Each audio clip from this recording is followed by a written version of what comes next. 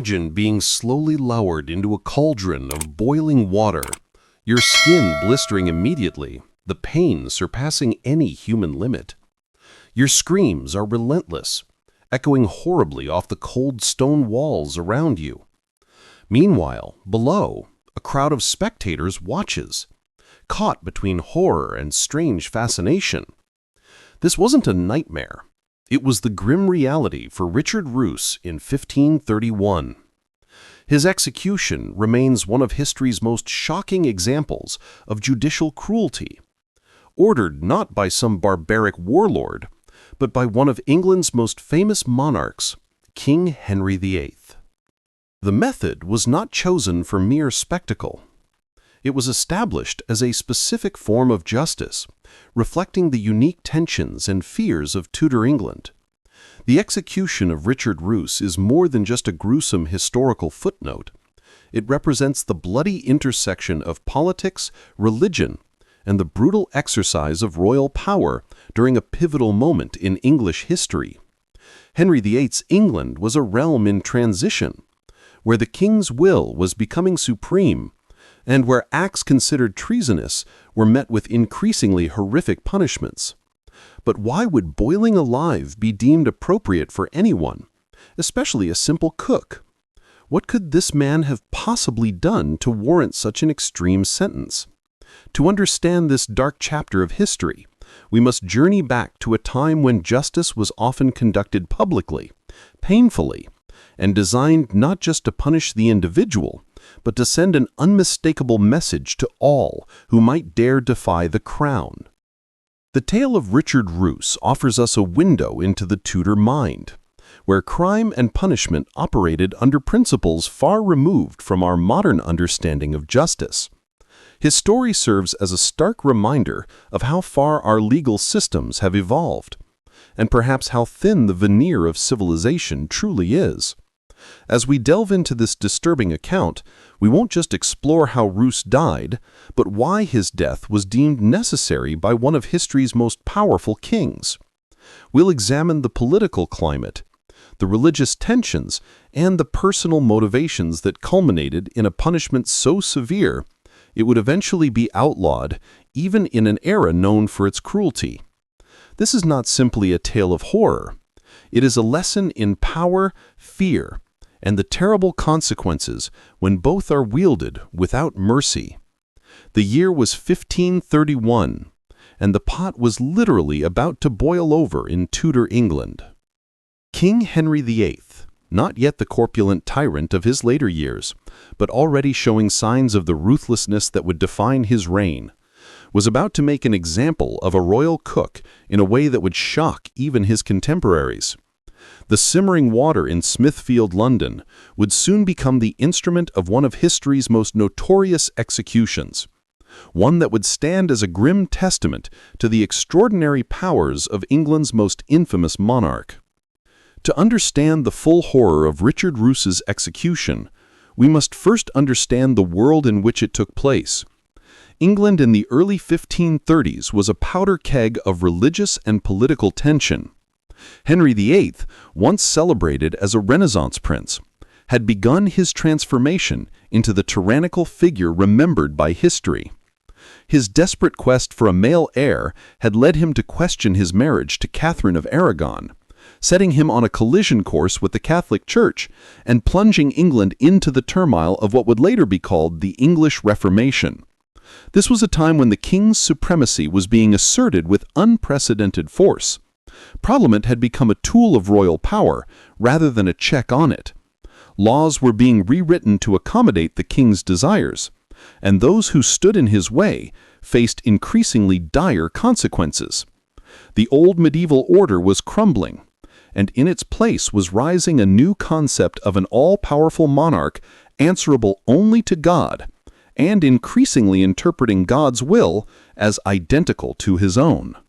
Religious anxiety permeated every aspect of Tudor life. The specter of heresy loomed large, with both traditional Catholics and emerging Protestant factions viewing each other with suspicion and fear. This instability was not just political, it was a psychological crisis for the realm. Leading clergy, once pillars of authority, were now threatened by the king, forced to choose loyalties between Rome and the throne. Capital punishment, already common, was now used not just to maintain law, but to ingrain the new royal ideology. Any disrespect or disobedience was considered a seed of rebellion. Opposing religious leaders became state criminals, and their punishments had to be gruesome and public to crush any thought of insubordination among the populace. Poisoning, particularly, carried special horror in the Tudor mind, seen not just as murder, but as a particularly treacherous and cowardly form of it. It was associated with women, foreigners, and those too weak to confront their enemies openly. In a world where the king's body was considered sacred and semi-divine, any attack on the royal household through poison was viewed as not just a crime, but a sacrilege. London itself was a city of stark contrasts. Magnificent royal palaces stood not far from squalid slums, and the glittering pageantry of court life existed alongside public executions that drew crowds as large as any festival.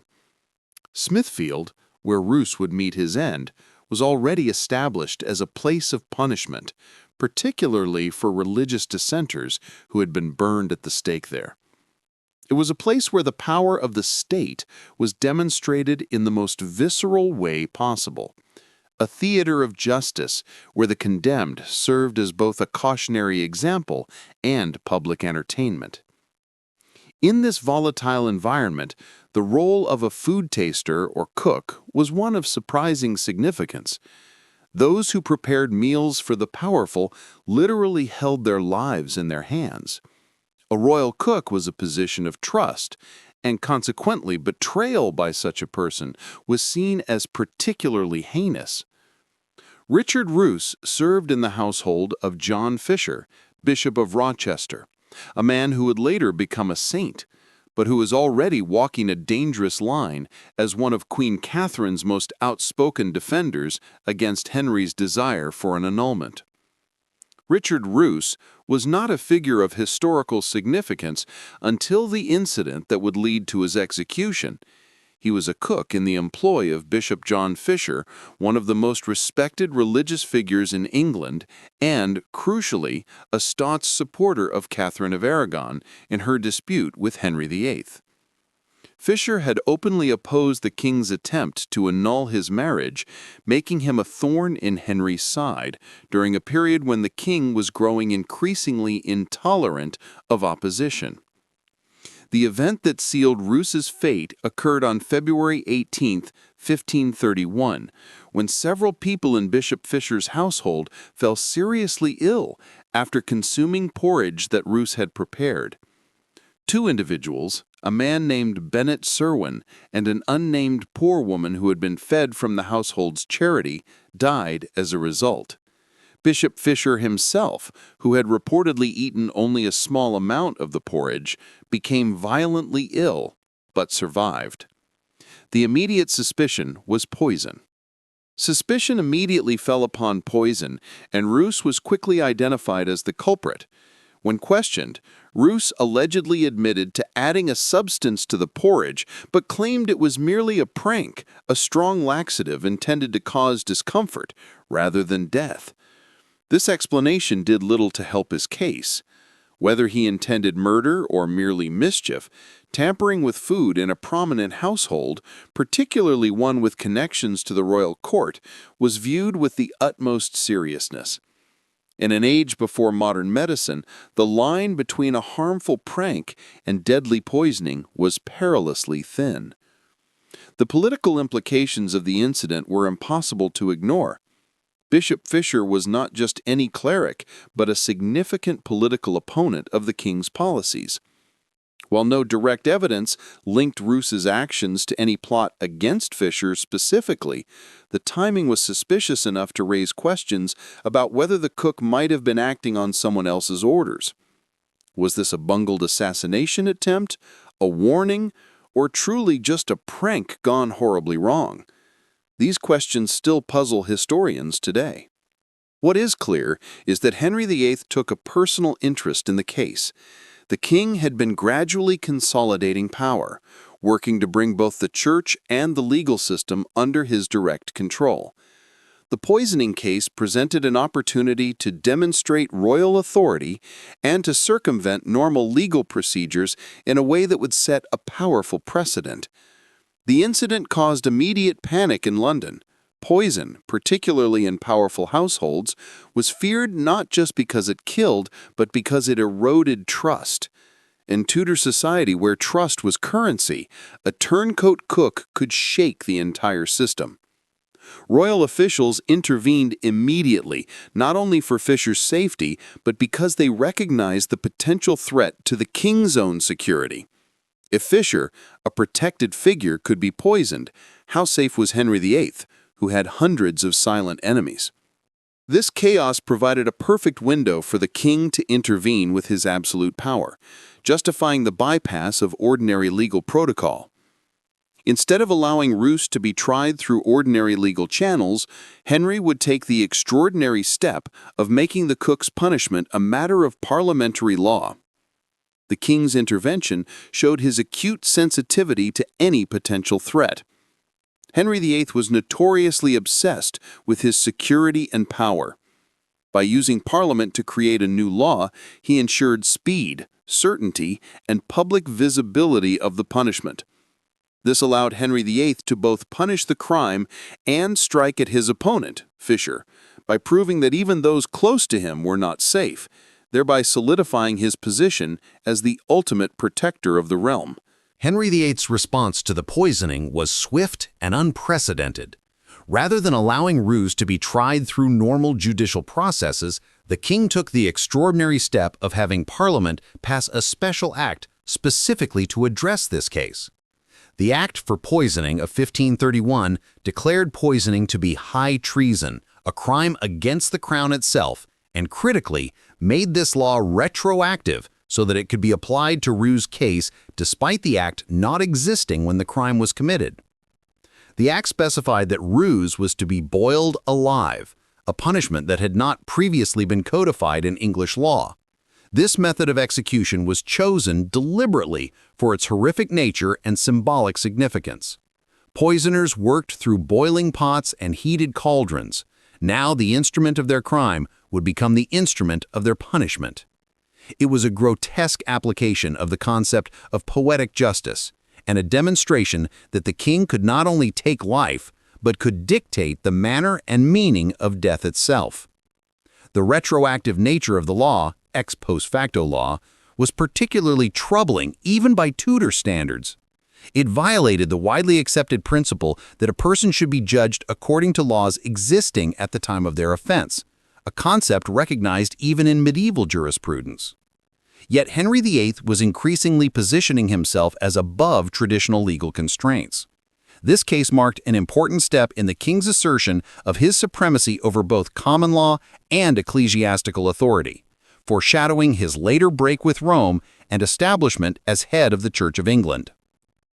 Parliament's willingness to pass such an extreme measure demonstrates how thoroughly that body had become an instrument of royal will. Although technically a legislative body representing the English people, by this point, Parliament functioned largely to give legal form to the king's desires. Few dared to oppose Henry directly, particularly on matters where he had expressed strong personal interest. The poisoning case, with its implications for royal security and the security of prominent households, clearly fell into this category. The act itself was written in language that left no doubt about the king's view of poisoning as a crime of special depravity.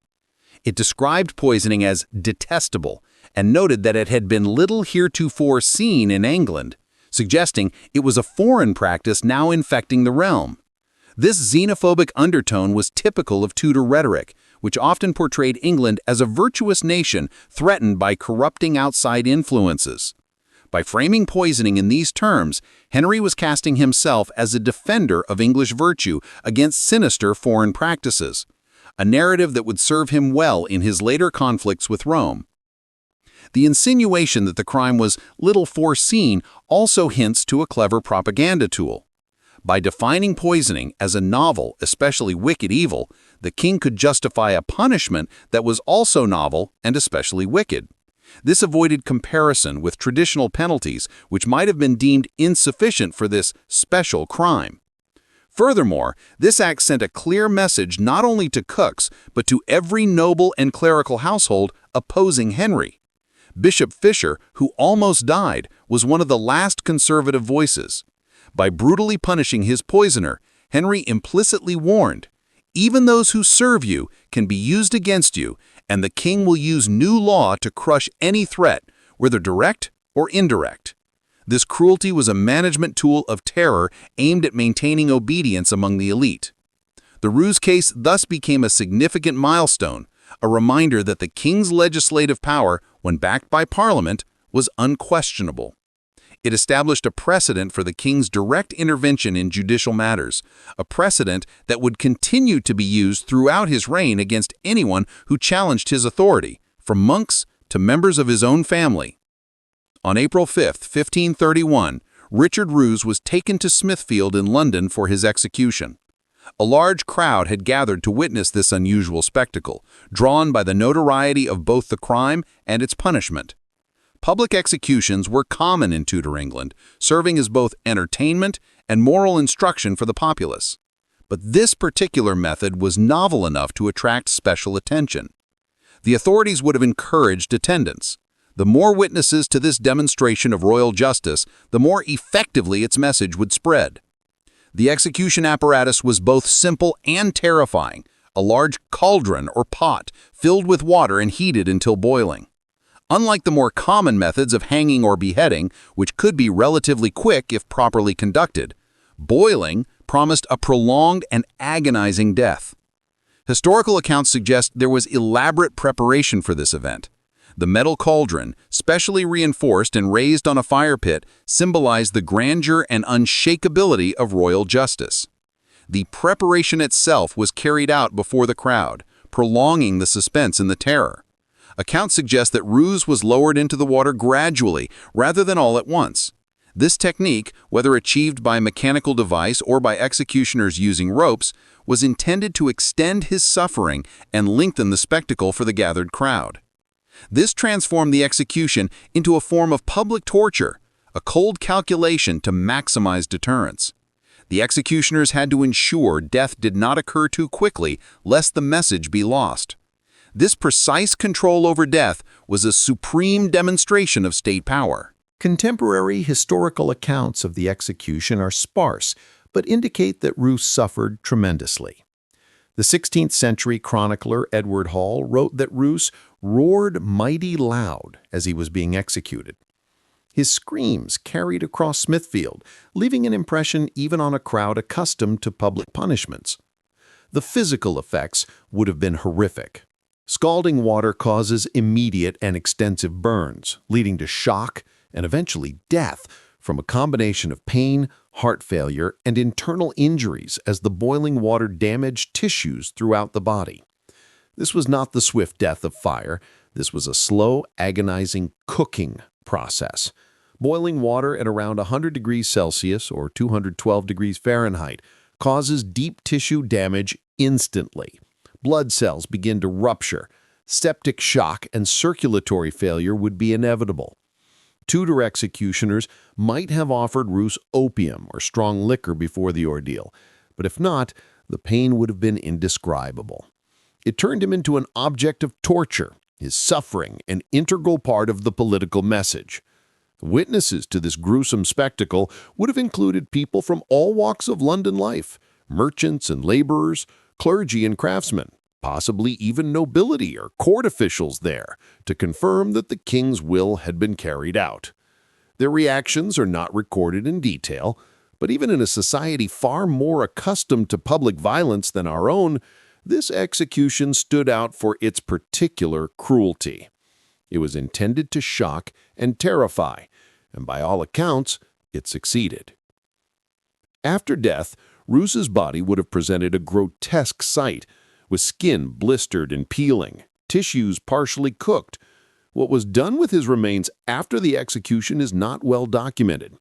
Common criminals' bodies were often denied proper burial, sometimes left on display as a warning, or given to medical schools for anatomical study.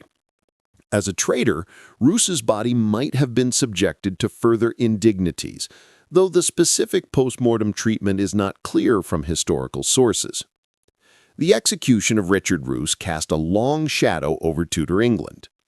In the immediate aftermath, the Act for Poisoning remained on the books, establishing a precedent that poisoning was a crime of special magnitude, deserving extraordinary punishment. While Ruse was the first person executed by boiling under Henry VIII's law, he would not be the last. Historical records indicate that at least one woman, Margaret Davy, was boiled alive in 1542 for poisoning under the same statute, showing that the punishment was not a one-time spectacle, but an established, if rarely used, part of Tudor penal practice. For Bishop John Fisher, whose household had been the target of the poisoning, the incident added another layer of danger to his already precarious position. Fisher continued to oppose Henry's break with Rome and his divorce from Catherine of Aragon, a stance that would eventually lead to his beheading in 1535, after refusing to accept the Act of Supremacy. Some historians have speculated that the poisoning might have been an attempt to eliminate Fisher before his opposition became too problematic, though direct evidence for this theory is lacking. The Ruse case also demonstrates the extraordinary legal powers that Henry VIII was accumulating. The ability to have Parliament pass retroactive legislation targeting a specific individual showed how thoroughly traditional legal protections had eroded under Henry's rule. This pattern would continue and accelerate throughout the 1530s, as Henry used parliamentary acts to reshape both religious and secular law according to his will, culminating in his break with Rome and establishment as supreme head of the Church of England. This laid the groundwork for a system of rule where the arbitrary nature of executive power could override centuries of legal tradition. Public reaction to the execution is difficult to gauge precisely due to the limited nature of surviving records. However, the unique brutality of the punishment suggests it was intended to inspire not just fear, but a specific kind of horror. Poisoning was associated with secrecy, foreignness, and subversion, qualities that Henry increasingly attributed to his opponents, particularly those loyal to Rome. By punishing poisoning so spectacularly, Henry was symbolically asserting his power over all hidden threats to his authority. Internationally, the execution likely contributed to Henry's growing reputation for ruthlessness. European ambassadors regularly reported back to their courts about developments in England, and such an unusual punishment would certainly have been noteworthy. As Henry's break with Rome progressed, his willingness to use extreme methods against those he perceived as enemies became an important part of how he was viewed by both allies and opponents abroad. The practice of execution by boiling did not long outlive Henry VIII. His son, Edward VI, repealed the boiling statute in 1547, just 1 year after Henry's death. This change came as part of a broader revision of English treason law, which had grown unwieldy and excessive during Henry's reign. Although Edward's government was not necessarily more merciful overall, religious persecution continued, albeit with different targets. There seemed to be recognition that some of Henry's innovations in punishment had gone too far. The repeal of the boiling statute reflects changing sensibilities about appropriate punishment, even in an era we would still consider extremely harsh by modern standards. This shows that the evolution of punishment methods tells us something important about how societies draw and redraw the lines between acceptable and unacceptable violence, even when operating within frameworks that accepted state-sanctioned killing as normal. For modern historians, the case of Richard Ruse offers valuable insights into Tudor governance and justice. It demonstrates the personal nature of Tudor rule, how the king's will could rapidly become law, how punishment was shaped by royal preoccupations, and how legal principles could be subordinated to political necessity. The Ruse case stands as a clear example of how power operated in a system where the boundaries between personal royal authority and state governance were often blurred or non-existent. The execution also highlights the period's complex relationship with poison as both a crime and a concept. Poison was feared not just as a method of murder, but as a metaphor for hidden corruption and foreign influence. As Henry VIII broke with Rome, the idea of poisoning, of hidden agents working to undermine the health of the body politic, became increasingly potent. Ruse's punishment was designed not just to deter other potential poisoners, but to symbolically purge the realm of corrupting influences. Legally, the Richard Ruse case represents a significant example of ex post facto law, legislation that criminalizes actions retroactively. The principle that no one should be punished for actions that were not illegal when committed is now enshrined in many modern legal systems, including the United States Constitution. The Ruse case stands as a cautionary tale about what happens when this principle is violated for political expediency. For students of Tudor politics, the execution illuminates the complex factional struggles surrounding Henry VIII's break with Rome. Bishop Fisher, in whose household the poisoning occurred, represented the conservative Catholic faction opposing Henry's divorce. While no direct connection has been proven between the poisoning and these larger political conflicts, the context cannot be ignored. The king's personal involvement in the case and the extraordinary punishment decreed suggest that more was at stake than simple criminal justice. The method of execution by boiling also has significance for understanding the symbolic dimensions of Tudor punishment. Executions were never just about eliminating criminals. They were elaborate public performances that communicated messages about power, justice, and the social order. The punishment often mirrored the crime in a form of theatrical justice. Traitors were drawn and quartered because they had symbolically divided the kingdom. Heretics were burned because their ideas were thought to consume the body of Christ like fire. Poisoners were boiled because they had used cooking implements to commit their crimes, creating a grim poetic justice. The Ruse case resonates with modern audiences partly because it sits at the intersection of several enduring human concerns: the limits of state power, the relationship between crime and punishment, and the use of terror as a political tool. In an age when governments around the world still employ cruel and unusual punishments, Ruse's execution serves as a reminder of how easily justice can become a spectacle of state power rather than a search for truth or proportional response. The personal involvement of Henry VIII in the case also speaks to perennial questions about the rule of law versus the rule of men. The king's ability to create a special law targeting a specific individual highlights the dangers when too much power concentrates in the hands of one person. Constitutional governments and separation of powers exist precisely to prevent such arbitrary exercises of authority. Finally, the Ruse execution serves as a stark reminder of how far our conceptions of appropriate punishment have evolved. While debate continues about capital punishment in many jurisdictions, there is now broad international consensus against torture and cruel punishments. The execution of Richard Ruse represents a moment in history when pain was not just an incidental aspect of punishment, but its central purpose, a concept largely rejected by modern justice systems. The boiling cauldron at Smithfield has long since cooled, but the questions it raises about justice, power, and humanity continue to simmer through the centuries. Richard Ruse, a man who might otherwise have been forgotten by history, instead became a symbol of an era's brutality and a case study in the evolution of punishment. His terrible end, ordered by a king whose name would become synonymous with tyrannical excess, reminds us why the restraint of power and the protection of legal principles matter in every age, including our own.